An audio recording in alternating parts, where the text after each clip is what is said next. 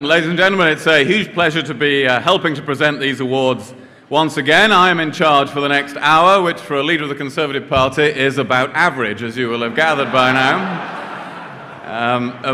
Most years, in previous years, we've had the Chancellor of the Exchequer himself here to congratulate everybody on winning, but tonight I'm representing all sides of politics. It's been decided that one politician who will stop at nothing to get Tony Blair out of 10 Downing Street is quite sufficient for these awards. I want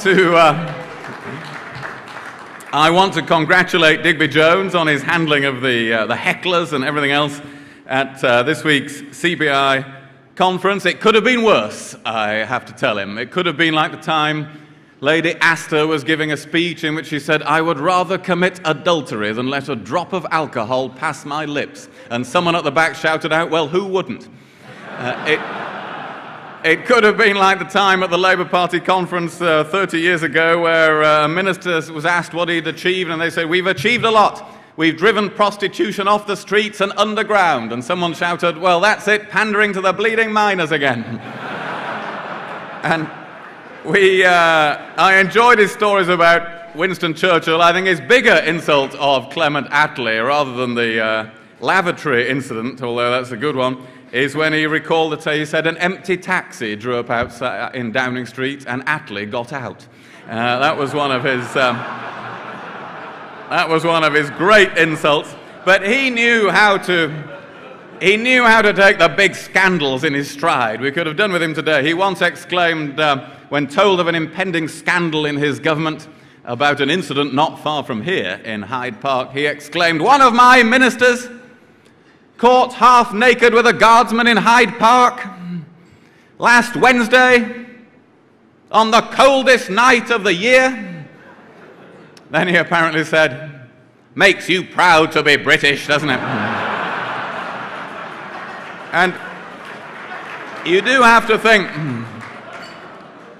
that scandals are not what they used to be. There used to be George Brown, the Foreign Secretary in the 1960s. He used to love a drink, and his general view was you were not drunk if you could lie on the floor without holding on to it. He set off on an RAF plane on an official visit to South America. 10-hour journey, had a gin and tonic, another gin and tonic, whiskey, another whiskey, glass of pork, glass of beer, everything. 10 hours later, the plane lands in South America. Some music was playing. He did a little dance on the tarmac when it landed. There was a figure in a long red dress just across the runway. He went up and did a dance with the figure in the long red dress. It was only when they got him to the British Embassy and sobered him up the next morning, they were able to explain to him the music he'd been dancing to was the Peruvian national anthem. And the figure in the long red dress had been the Cardinal Archbishop of Lima. And he was our Foreign Secretary in the 1960s. And we've all had our difficulties. We've had this row in the Conservative Party recently over who has taken drugs. The best answer to this came from Boris Johnson, no less, who, when it was reported that he had never taken drugs at university, replied, "This is an outrageous slur."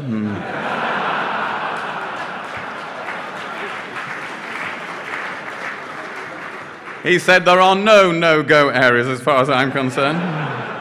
And finished it off with, "I was certainly given cocaine, but for all the effect it had, it might as well have been icing sugar." And of course, no one's asked him about drugs ever since.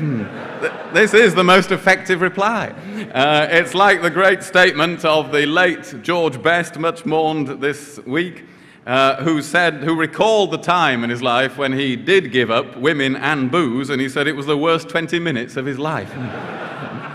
And then, of course, on the other side of politics, we've had scandals involving David Blunkett, and I don't know whether you know what happened, but the day he resigned, he also had to take his dog to the vet. And the vet said, "Do you want it neutered?" And the dog said, "You bet I do." And